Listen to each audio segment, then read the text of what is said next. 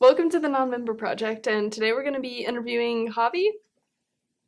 Welcome, Javi. Thank you for having me. I appreciate it. So glad you can be on. Javi and I have been friends since we can't remember. Long time ago. Go way back. And he works with Media Hub here at BYU and is a student studying, what major are you in? I'm pre-business right now, but I want to do information systems. So Awesome. yeah, looking to apply this next summer. So Yeah. should be fun. So where did you grow up? I grew up in a small town called Piedras Negras, Mexico, which is on the north of Mexico, kind of like, it's like 2 hours away from San Antonio. So yeah, I was exposed to a little bit of American culture and Mexican culture just because it was like around the border. Mhm. So I got to experience a lot of both cultures, which was really fun. Yeah, that's awesome. Yeah. So how's the culture different here? Oh, very different, guys. But it's just way different. Like just everything, like how people act, like how people interact with each other, Mhm. things to do, the activities they do, how they have fun, how they work. Everything's just so different. Which I mean, I kind of like, but yeah, it was a culture shock at first, I would say. Definitely. Yeah. Yeah. So we can see you're wearing a crucifix. Yeah. So what's your religion? My religion, I identify as a Roman Catholic, very devout Roman Catholic. So. And you grew up Roman Catholic. Yeah, all my family members are Roman Catholic, and yeah, like I mean, almost everyone in Mexico is Catholic, so Mhm. everyone. Yeah, I just grew up with that culture throughout my whole life. Yeah. Yeah. Awesome. And I love it. Yeah, you've remained Catholic at BYU. Have not been changed by the missionaries. Not yet. Not yet. That's what I say. I'm like, you could be the one to baptize me. You never know. Yeah, I'm like, hey, give it a shot, man. Try your best. Try your best. And they do. Yeah, they do. We love them. Yeah. How many missionaries have come to your house in the last 2 weeks? In the last 2 weeks. Yeah. Believe it or not, guys, probably like to my house or contacting me in any way, shape, or form? Contacting you in any way. Probably like 7 different sets of missionaries, so 14 people in total. 14 in people. the last 2 weeks, yeah. So And they're all different. they're all different sets of missionaries. Yep. Do you know where they got your phone number? One of them. Well, I know about like 2. Well, I know I gave them my phone number, but I don't know how they encountered me in the first place because there was a couple of missionaries that just randomly showed up at my apartment and they were like, "Hey, by any chance are you a non-member?" And I'm like, yeah. And then like yeah, they decided to get my phone number and also just for some reason because I have my friends and I add them, like they're going on missions, so I add them on Facebook. Right. And all of a sudden I just started getting like friend requests from other missionaries. Yeah, because they like the missionaries are using Facebook right now. So like for us, we like have a vast majority of our friends that have been on missions. Yeah. And so you're friends with like a ton of people with missionary Facebook accounts. Yeah. And then they start friending the other missionaries start friending you. So just a bunch and talking to you on Facebook. Yeah, like I have people that I've never seen in my life. Yeah. They're just there. And then they're like, "Hey, have you heard of the gospel of Jesus Christ of Latter-day Saints?" And I'm like, yeah, I go to BYU. Yeah. So. I live that thing. Through the honor code. Pretty much. Yeah, except for we can't go to the temple, so hey. Sad. It is what it is. But we just get to stand outside before our friends get married and cheer for them when they walk out the doors. Yeah, let's go, guys. Woo! Oh, that is pretty facts. It is. It's kind of sad. Yeah. How many of your friends have gotten married and you haven't been able to watch? Ooh, a couple. Probably like close friends.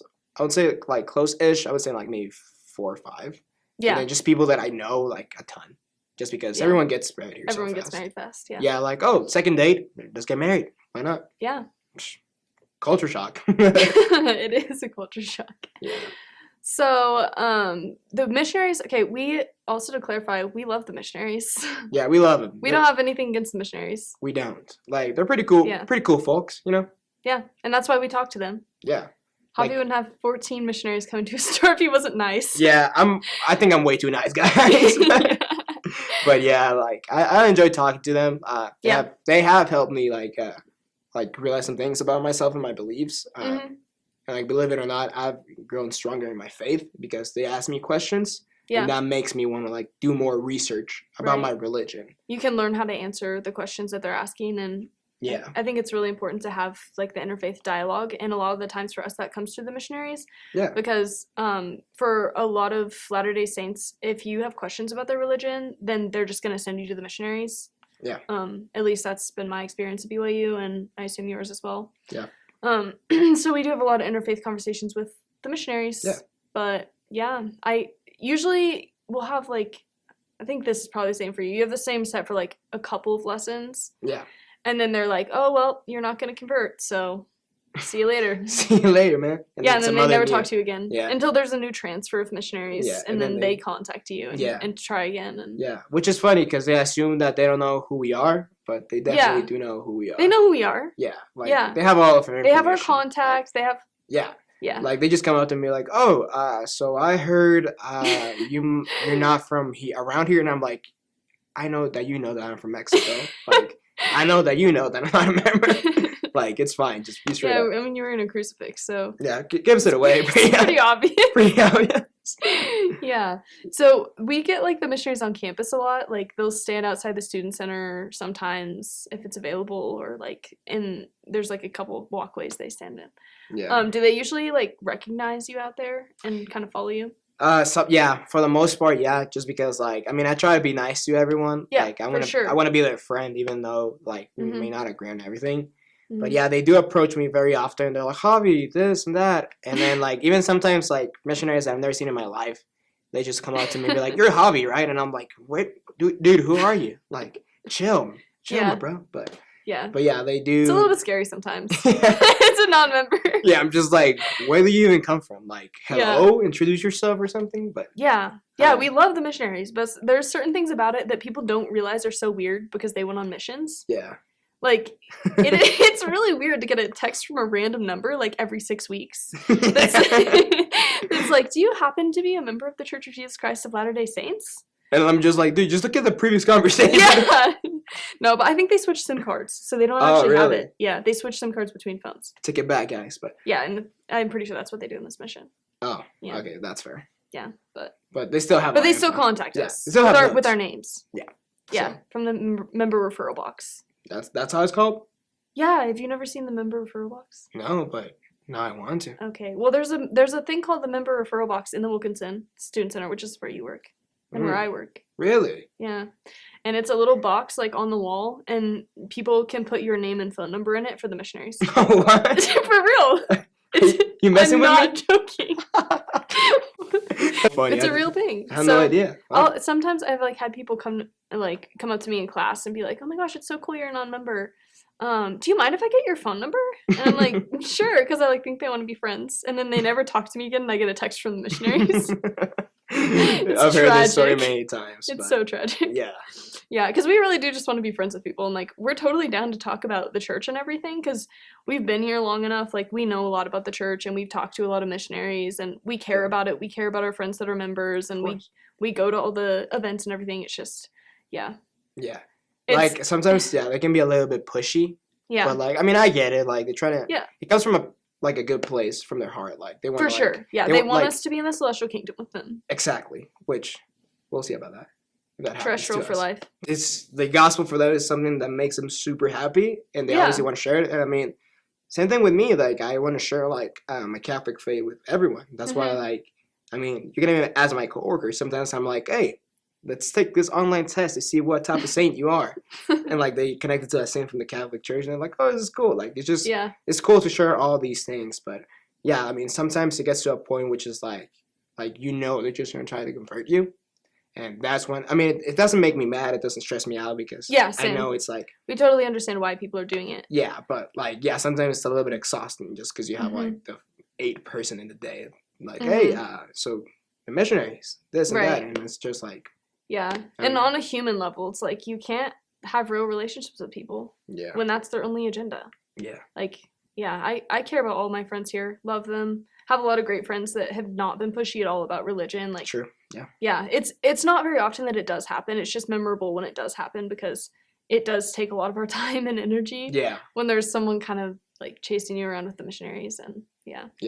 But for the most part, I would say most people are super chill. Yeah, they are, for sure. Like, and interested in our religion, like respect our religions. So yeah, like I've had many people tell me like, hey, tell me more about your religion, or like I have friends that we don't even ever talk about religion like ever.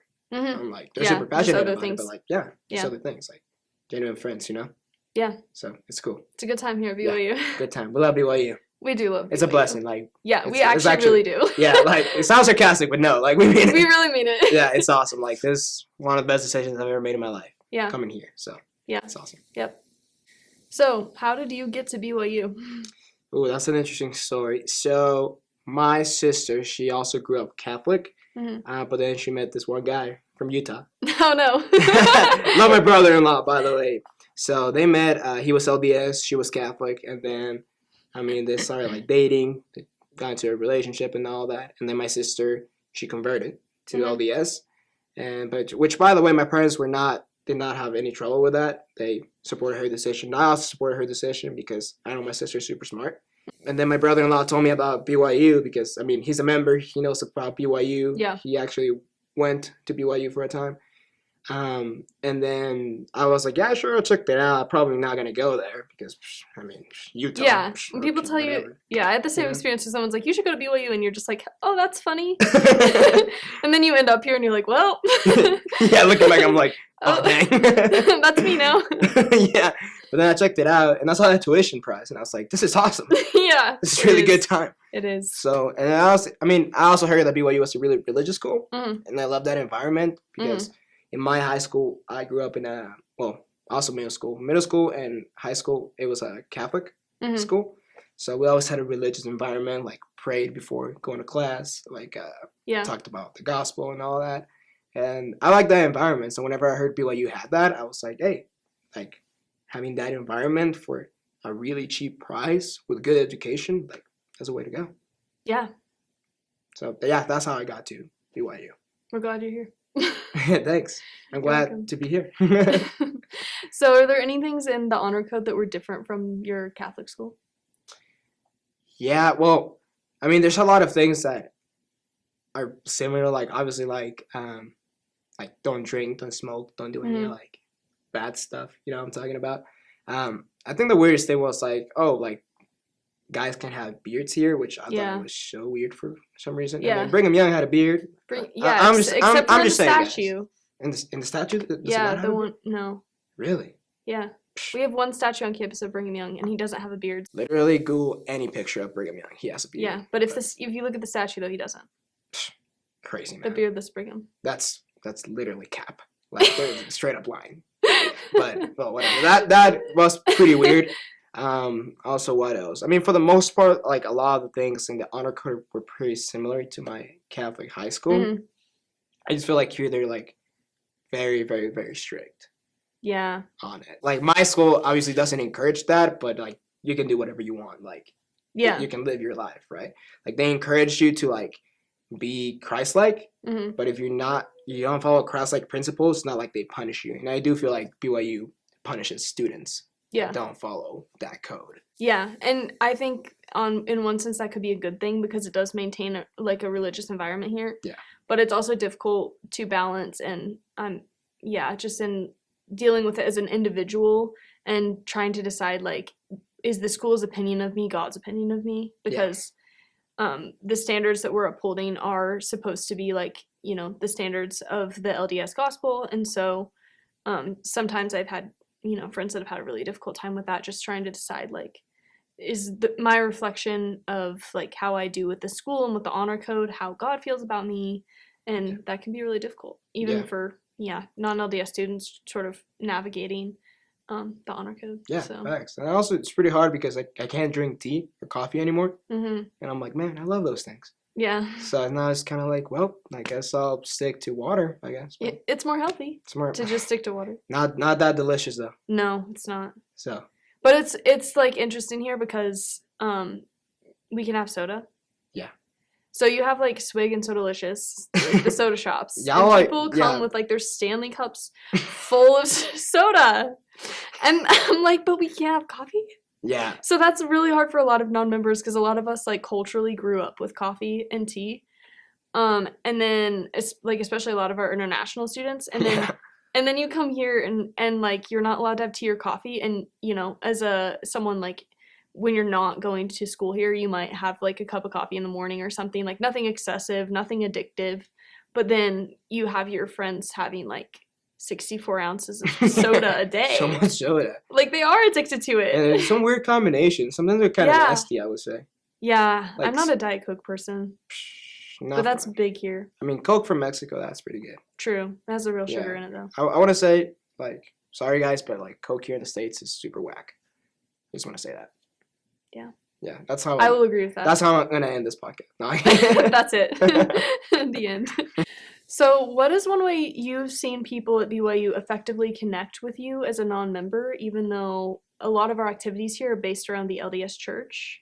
And sometimes that can be difficult to connect with people that you don't automatically have a connection with from the church. Yeah, and I mean, I will say, I feel like for a lot of people here, it's very easy to connect just because, I mean, that's what joins us together, the gospel, like the LDS gospel.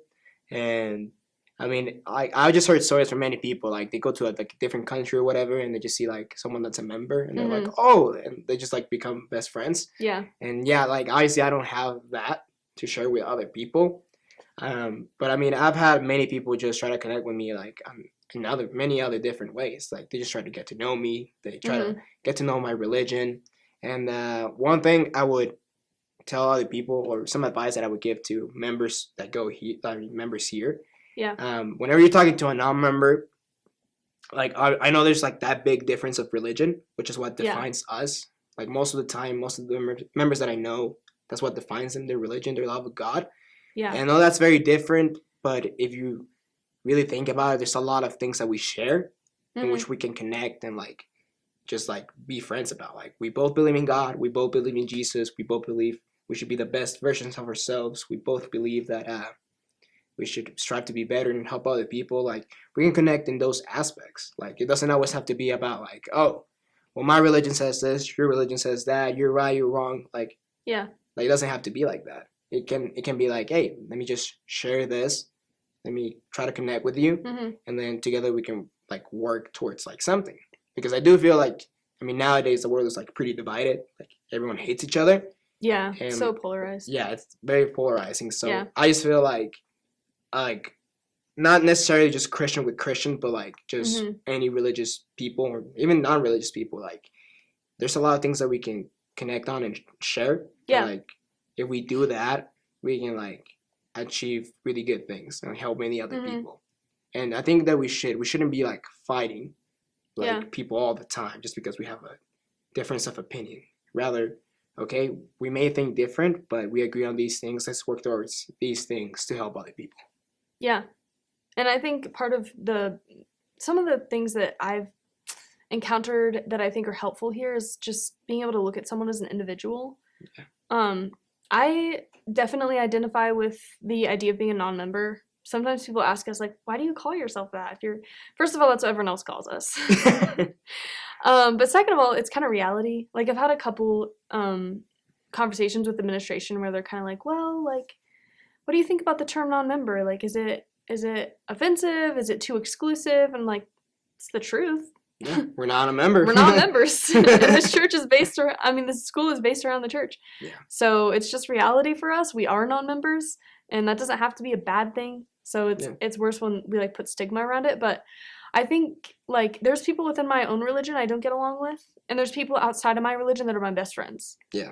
So when you come at it as like looking at a person and being like they're a member or they're not a member, instead of this is an individual I can get to know, and part of them includes whether they're a member or not a member of the Church of Jesus Christ of Latter-day Saints, to clarify, because we are members of other things and we're both members of a different church. Yeah. So yeah, I think if you just approach every person as an individual instead of as a member of the group or not a member of the group, that's one way you can really just get to know people and set aside differences and focus on things that are similar. So. Yeah, I agree. Yeah.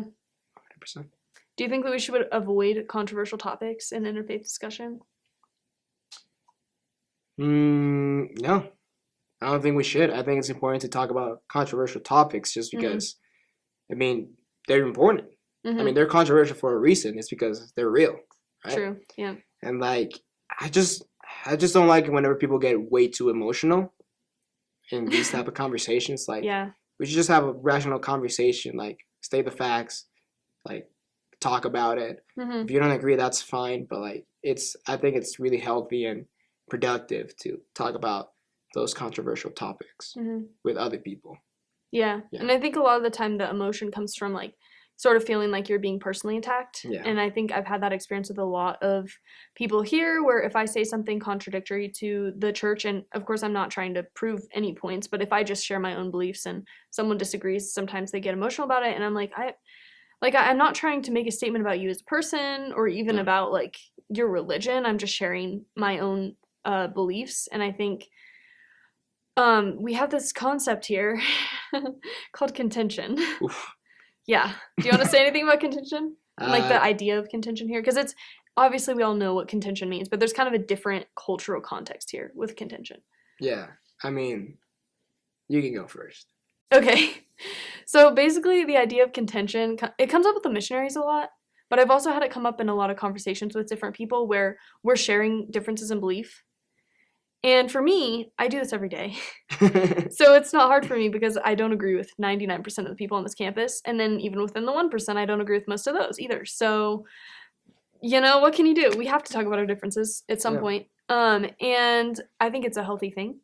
But if I'm sharing, oh, well, I actually disagree on this point and this is why, and then someone else is responding to it, sometimes it gets to a point where it gets down to something that's like real. And people can start getting emotional about that because it does feel so personal to them. Yeah.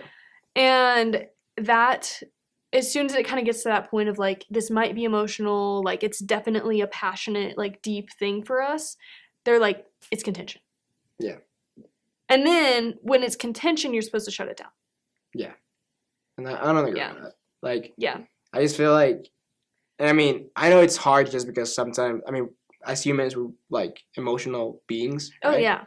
So whenever you feel... And you should set boundaries when it's appropriate. I'm not saying just like... Yeah. There are some conversations that are too angry and like they don't have the right heart behind them. But that's not what we're talking about. Yeah. And like, obviously, like if you're having a conversation with someone and it like genuinely does make you feel really uncomfortable, like you have all the right in the world to like, step away and like not talk about it. But I do feel like a lot of the times people really exaggerate. Yeah. And then they get like overly angry or emotional about something that's just like a normal conversation. Mm-hmm. And like, you never know. Like, I mean, you may learn something really good out of having that type of conversation. Like, I've had many controversial conversations about faith with all of my member and non-member friends. And I've learned a ton of stuff. And they even told me like, wow, thanks for sharing this. Like, that's amazing. Like, I never thought about that. And I just feel like it's really productive. But the reason why we made it so productive and why it was able to benefit us is because we set our emotions aside. Yeah. And just kind of like share all of our ideas. Mm-hmm. And that's how it should be. Yeah. Right. And it is difficult to do. It's like something you definitely have to practice. But I think here, like most of my friends that have been on missions are sharing their testimonies a lot. And it is a very emotional thing for them. And I fully respect that and understand it. But I think that one thing we could really benefit on this campus is being able to take space to like step back from the emotional side of things. Yeah. Not that emotions are bad. Like emotions are a really good thing and they should be part of a lot of conversations and they should definitely be part of the relationships you have with other people of other faiths. But when you're having a conversation about something that you're passionate about in your faith, it's really helpful to kind of take a step back and say like, what this person's saying isn't reflecting their opinion about me.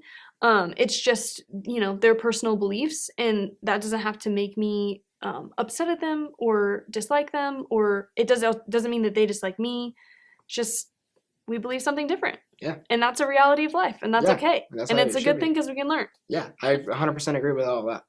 So if you're talking to someone who's applied to BYU, they're a non-member, or maybe they're a non-member that's not sure what they're doing yet, and they kind of feel uncomfortable, what's your advice for them? Yeah, well, I really like this question just because, I mean, a lot of people, just because I've done a lot of panels about being a non-member. Yeah. We do a lot of panels. I mean, they just see me like, oh, diverse, let's go. Put me on a panel.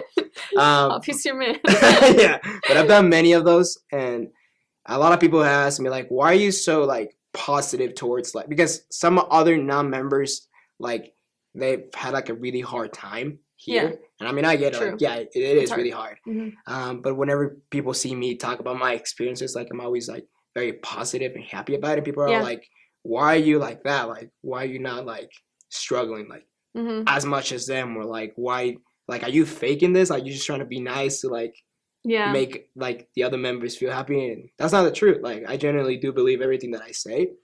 I just feel like if you're a non-member here at BYU, I get that it's really, really hard. Yeah. Like, just because everyone is a member, everyone shares the religion, like, you have maybe, like, 1 or 2 people that are part of your religion, and that's it.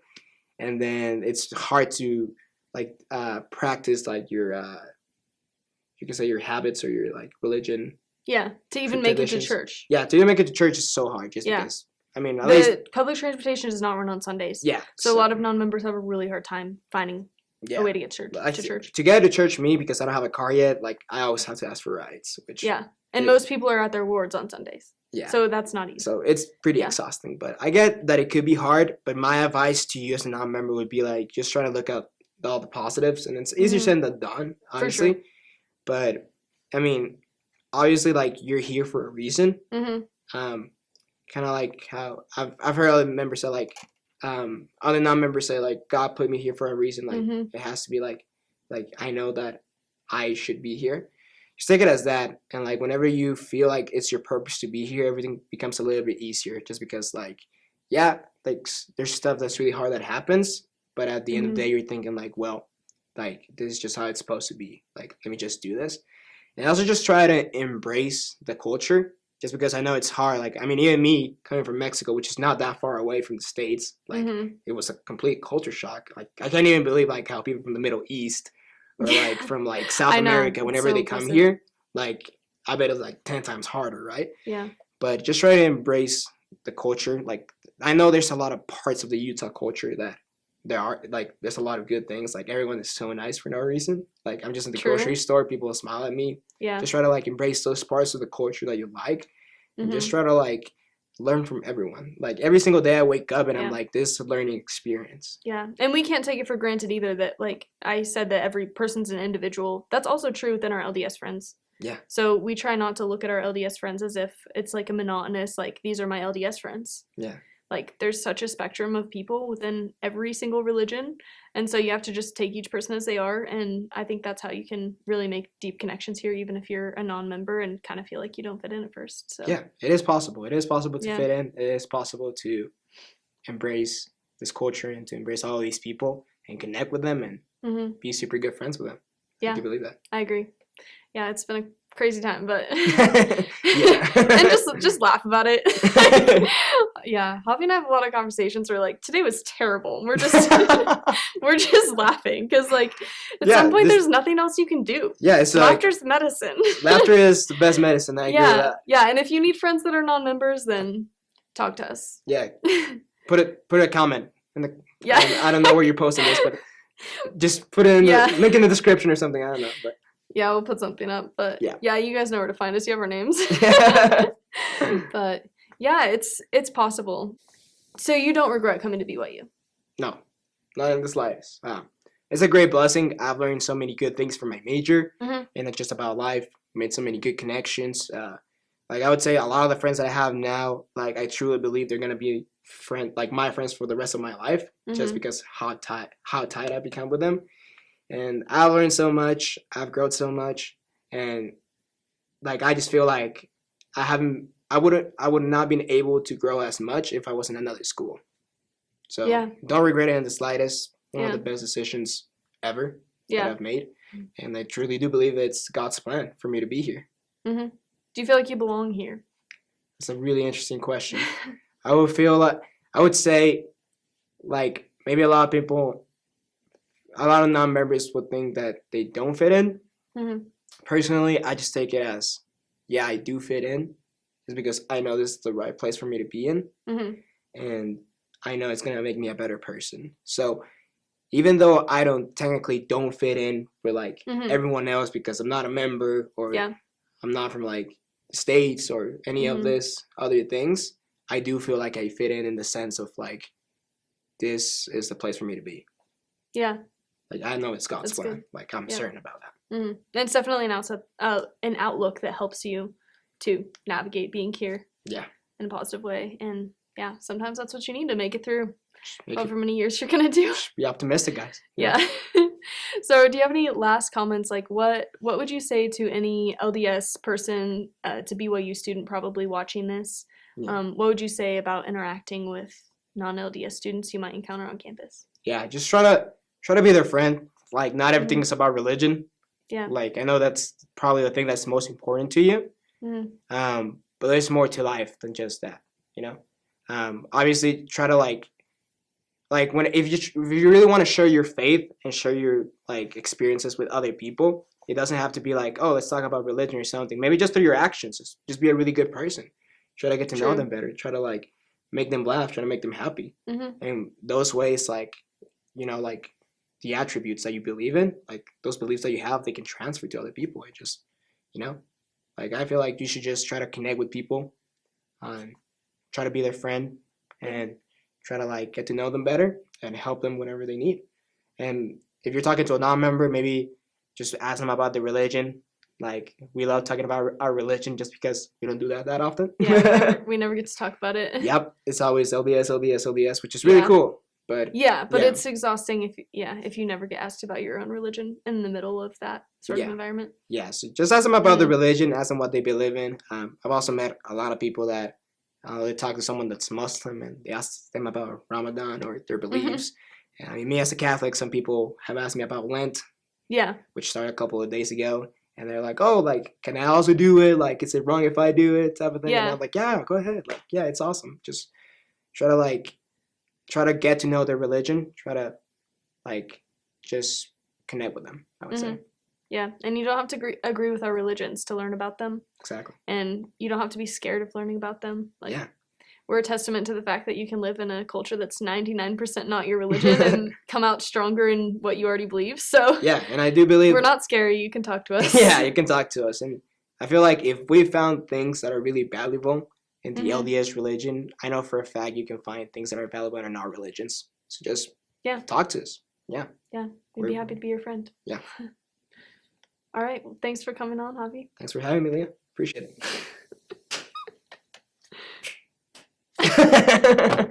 Okay. That was good.